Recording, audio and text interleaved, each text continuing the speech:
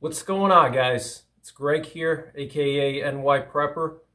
In this video, I want to talk to you about AR-10s and specifically AR-10s chambered in 308 and why I think they're good for not only bear defense, but just as a general purpose wilderness carry rifle. Now, when most people think of wilderness carry, they think of a big bore revolver like a 44 Magnum, 454 Casull, 460 Smith & Wesson, 500 Smith & Wesson, etc. Or they think about a 12 gauge shotgun with slugs or a 45-70 with hard cast bullets. And those are all great choices, don't get me wrong. But I want to make the case for the AR-10 chambered in 308. What I have here is a POF Rogue, and this rifle, without a scope and all the other stuff you see on here, the suppressor, the bipod, this thing weighs 5.5 pounds empty, okay? 5.5 pounds.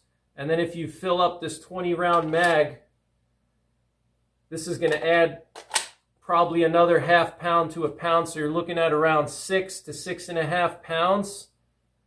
If I didn't have any of this stuff on here, just iron sights, and this has a 16-inch barrel, that is extremely light, and you get 20 rounds of 308, okay? And even with a 16-inch barrel, a 308 Winchester can still generate 2,500 foot-pounds of muzzle energy. I've actually done some chronograph testing with some boutique factory ammo with this rifle, and I was able to attain 2,600 foot-pounds of muzzle energy with some factory ammo TTSX, Tip Triple Shock X from Barnes. That is the same amount of energy as a 500 Smith & Wesson Magnum. And what makes this much better than a 500 Smith & Wesson Magnum or a big bore revolver or a 12 gauge shotgun slug or a 45-70 is that this will maintain energy at longer distances, okay, versus a slug or a 45-70 or big bore revolver. They're going to lose a tremendous amount of energy after even just 100 yards, okay? So even though you might have a little bit more energy at the muzzle, beyond 100 yards, it's going to drop like a rock and you're going to lose a tremendous amount of energy. And why is that important if we're talking about wilderness carry or bear defense? Well, in certain places of the United States, you may encounter a bear at 200 yards away and it may start charging at you from 200 yards away. And if you have a big bore revolver or you have a lever action rifle with open sights or a pump action shotgun with regular iron sights, you're going to have to wait for that bear to get within 25 yards to get a good solid shot on it. So with this rifle, I can start shooting at the bear from a long distance away, and those bullets are still going to have a lot of energy even out to 300 yards. Now, I've done some testing with my AR-10s. I also have a Ruger S-FAR. This one has a 20-inch barrel, and I have a flash hider on it. And by the way, if you're going to carry an AR-10 for wilderness carry or for bear defense, you definitely do not want to put a muzzle brake on it. And the reason why is the noise and the blast, okay? If you're in a self-defense situation, you don't want to deafen yourself, so put a flash hider on, okay? Or don't put anything on at all, just put the thread cap on. Do not use a muzzle brake, okay? Because a 308 does not have enough recoil to justify using a muzzle brake. If you can't handle the recoil of a 308 and you're a full-grown adult male, there's something wrong, okay? Unless you're a woman or a child or, you know, an elderly person, then I could see where a muzzle brake would be handy. But we're talking about wilderness carry, self-defense. You do not need a muzzle brake, okay? The last thing you're going to be thinking about is recoil when you have a 1,000-pound bear charging at you. And if you have that muzzle brake on, you're going to absolutely deafen yourself, okay? Much worse than if you just have a flash hider. Okay, and also the muzzle brake is going to generate a huge fireball too in low light conditions, especially with shorter barrels like this 20-inch barrel Ruger S-FAR or this 16-inch barrel POF Rogue. It's going to generate a huge fireball. Okay, so in low light situations, you don't want to blind yourself. Okay, so put a flash hider on, do not use a muzzle brake, and you can also put a suppressor on. I love suppressors. I'm a big advocate of suppressors because that will help you to recover your senses. You know, you may not kill the bear right away. It may run off and it may come back at you in a little while. And if you're completely deaf, you're not going to hear where that bear is. It might be running in the woods somewhere. It may be running off in the brush. And if you're completely deafened and blind because of the fireball and the noise, you're not going to be able to figure out where that bear went. Okay, so just put a flash hider on or use a suppressor, even better. I love suppressors. And with a 16-inch barrel, even this suppressor, which is 6 inches long, it still keeps this rifle very handy. Okay, and I also have a flashlight on here. I have a red and white flashlight. And the reason why I have the red is that it preserves my visual purple. Okay, it preserves my night vision. And white I can use if I really have to light something up. But red is good for preserving night vision. So if you have an AR-10, I think it's a great option for bear defense. And what's nice about this POF Rogue and also the Ruger S-FAR is that they use AR-15 parts and an AR-15 bolt carrier group. So if you're traveling somewhere and something happens and you need spare parts, you're not going to have to order from Brownells or Midway or some other specialty store to get a special bolt carrier group or a pin or something like that. You're going to be able to find AR-15 parts at basically any decent gun store. Okay, so if you travel to Alaska, you bring an AR-10 and 308, and something happens while you're cleaning your rifle, you lose a pin or something stupid, and you know you're screwed. That's the only pin you have. You should always bring, you know, backups, but you lose something, you can go to a gun store and find spare parts. You know, I'm not sponsored by Ruger or POF or anything. I'm just saying there's a lot of advantages to that. And the Ruger S-FAR, this thing only weighs like 7 pounds empty with a 20-inch heavy barrel. Okay.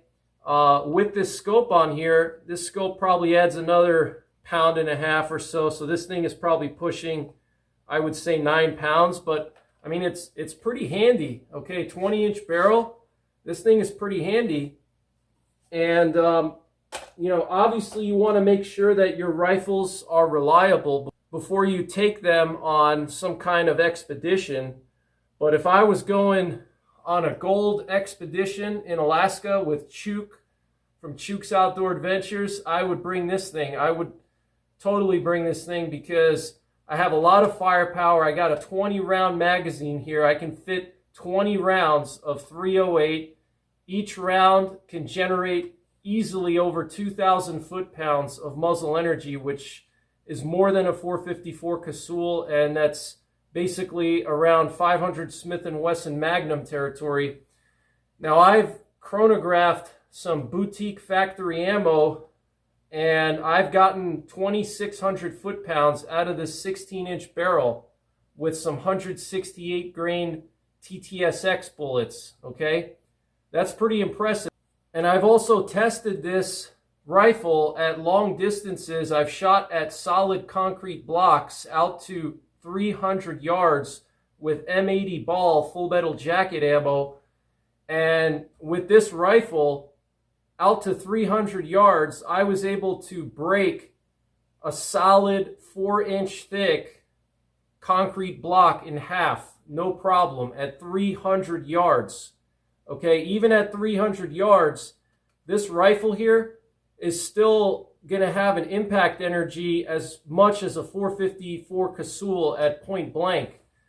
Okay, so that's a big advantage, because if the bear is charging me from 200 or 300 yards away, which often happens in places like Alaska or Montana, Idaho, a lot of times a bear will see you from long distances because of the open terrain, and they'll see you and they'll just start running at you. And if you just have your big bore revolver or your 12 gauge with slugs or your 45-70, you're going to have to wait for that bear to close the distance before you can start shooting at it. You're going to have to wait for it to get at least within 50 yards, preferably closer, because you don't want to miss. So you're going to wait for that thing to get within 25 yards. And I don't know about you guys, but 25 yards is too close for comfort with, a 1,000-pound bear. I would much prefer to start shooting at the bear from 200 yards away with my scope here. This is a 2 to 10 power scope. And on 2 power, I can still acquire a target really fast. I mean, 2 power is nothing. It's basically like almost no magnification whatsoever. And even up to like 15 yards away, I can still acquire a target really fast. I also have a fast fire on top, a burst fast fire, so I could use that as well. But I could pack this magazine with 20 rounds of some 168 grain TTSX bullets with a muzzle energy of 2,500 plus foot-pounds, either hand loads or factory ammo. Either way, even on the lower end, even just some cheap M80 ball ammo, I can still get 2,200 foot-pounds with this 16-inch barrel. Okay, so that's a lot of firepower, guys. Having 20 rounds of 308, 2,500 foot-pounds per round, I'd say that's pretty impressive. Okay, now obviously you want to check your rifles and make sure they're reliable. You want to shoot them a lot before you go anywhere on an expedition somewhere in a wilderness area and you plan to carry this thing as your main defensive weapon. You obviously want to make sure that it's reliable. You want to shoot different kinds of ammo, but the most important thing is to shoot the ammo that you plan to carry and make sure that your gas system is tuned properly to that particular ammo. Okay, so for me, if I were to go to Alaska and I was going to go on a gold expedition with Chuk from Chuk's Outdoor Adventures or Chuck from Alaskan Ballistics, I would be carrying my 168 grain TTSX bullets in here, and I would practice with that ammo and shoot it a lot and make sure that everything is cycling good and make sure that my gas system is tuned properly. I have an adjustable gas block on this thing, and I would make sure that it's tuned properly so I'm not getting any jams or I'm not getting any blowback in my face or anything like that, any gas blowback. So that's critical, okay? You want to make sure that your gas system is tuned properly to whatever ammo you plan to use, okay? And you want to test that ammo enough to know that, okay, it's reliable. Another important thing, too, is don't over-oil your bolt carrier group, okay? I know it's very popular now for people to just put a ton of oil on their bolt carrier groups, and you don't have to do that, okay? AR-10s, AR-15s were meant to run dry, actually. You don't need to lubricate them. It's good to do it. It reduces wear and tear. But if I'm in a self-defense situation, I might not even empty this entire mag. I might only use 5 rounds to drop a bear with this thing. And I'm not worried about wear and tear from 5 rounds, okay? So if you over-lube your rifle, if it's colder outside, that lube is going to gum up and it's going to affect the proper cycling. Also, lube tends to attract particles like dirt and sand. Okay, so do not use, in my opinion, I wouldn't even use any lubrication whatsoever, or just very little, and I would use a low viscosity oil, okay? Not a high viscosity oil, a low viscosity oil, almost like WD-40, something like that. That's not going to gum up and gel up in cooler weather, and is not going to attract dirt and debris and have stuff stick to it, okay? So that's critical. Those things are critical. I just think it's a great option. Like I said, guys, with this 16-inch barrel at 300 yards with just M80 ball full metal jacket ammo, I was able to bust through a solid concrete block at 300 yards. If I can bust through a solid concrete block at 300 yards with this rifle, I can easily bust through a grizzly shoulder bone, okay? And with the TTSX bullets, those things are just monster penetrators. Even though they're expanding bullets, they're solid and they have petals, and a lot of times those petals will actually break off if they encounter a hard object like bones, and then basically you have a safari type solid, okay, out of a 308. So in my opinion, if you're gonna carry an AR-10 and 308 for bear defense or wilderness carry, go with something like a TTSX or even an M80 ball. I know that sounds kind of crazy, but at least with the M80 ball, you have the penetration. I've shot M80 ball ammo out of this rifle. I've done some tests, and I'll leave links to all these tests in the top right corner of the screen. But I've shot M80 ball out of this 16-inch barrel through over 35 sheets of plywood, guys. 35 sheets of plywood. That is insane. And 10 pieces of 2x10 framing lumber, okay? That is impressive penetration. And with the M80 ball rounds, they tumble, okay? So, you know, even though you're not going to get straight line penetration and you're not going to get expansion, those M80 ball bullets are going to tumble inside the bear and they're just going to shred that bear apart, you know? But my recommendation is a hot loaded TTSX round, ideally hand loads that you've made yourself and loaded to the max.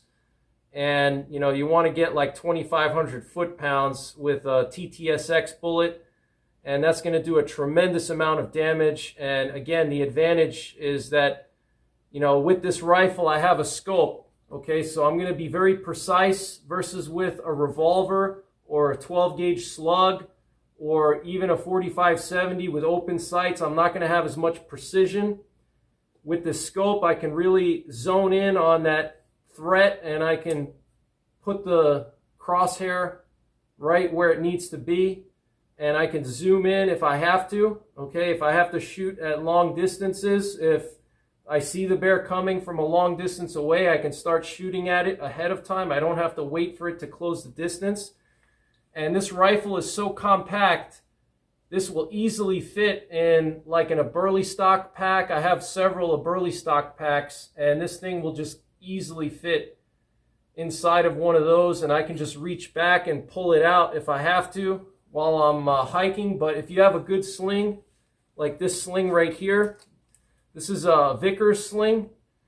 I mean, you can carry this while you're hiking, you know, and it's just super fast, you know, just very, very fast. And, you know, 20 rounds of 308, I mean, that's just a lot of firepower.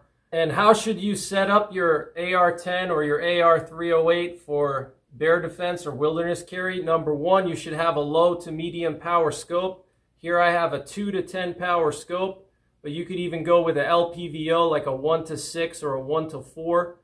I would go with a 1 to 6 because at 6 power you can engage a threat at long distances. Also, if you have to hunt, if you're in a survival situation and you're lost and you have to take an animal down for survival, if you have to shoot a moose or something, this will get it done. And obviously you want to have backup iron sights. I have some of these Troy Industries iron sights here. Okay, these are night sights, so they have tritium. I'm a big fan of tritium. I have this flashlight here that I can remove. If I don't want it, I can take it off. And then I just have a bipod on here. This is an Atlas bipod. But that's how I would set it up. You know, obviously you want to have a sling. You want to have a quick detach mounting system. So here I have this is an American Defense Manufacturing QD mount, okay? So if, let's say, I'm in the Alaskan bush and I'm gold hunting with Chook and something happens to my scope, I can easily break this scope off. I can just throw the levers, and then I can flip up my iron sights. And you know, even if something happens, let's say a bear is charging me and my scope gets compromised, I can quickly still take this off in probably less than 15 seconds, flip up the iron sights, and then I can re-engage, okay? So you definitely want to have good quality backup iron sights. I like the Troy Industries iron sights with the tritium vials in them, because you have to assume if you're in a bear defense situation, bears are actually nocturnal creatures, okay? A lot of people don't realize that, but bears, they are actually nocturnal, okay? So, or crepuscular or nocturnal. So what that means is that they're most active at night or during dusk and dawn, okay? So you have to assume you're going to encounter a bear in low light conditions, okay? If your iron sights do not have tritium, you're not going to be able to make use of them at all. They're going to be useless, okay? Same thing with your scope. You want to have an illuminated reticle, because an illuminated reticle in low light conditions, you'll be able to acquire your target. You definitely want to put a light on here. And like I said, I have white light and then I have red light, okay? This is a Phoenix TK25. I can switch between white and red, and the red preserves my visual purple, okay? 20 round magazine. I like a steel magazine, especially in colder conditions, because plastic can break, it can get brittle. So steel magazine, forget plastic. Plastic is for the range. For the real world, steel is the way to go. You know, get yourself a good sling. This is the Blue Force gear. This is the Vickers Combat Application Sling. Okay, this is a famous sling. I have the padded version. Goes for like 70 or 80 bucks. It's a no-brainer. So yeah, I think this is an excellent choice, guys. Okay, so low power scope, backup iron sights with tritium.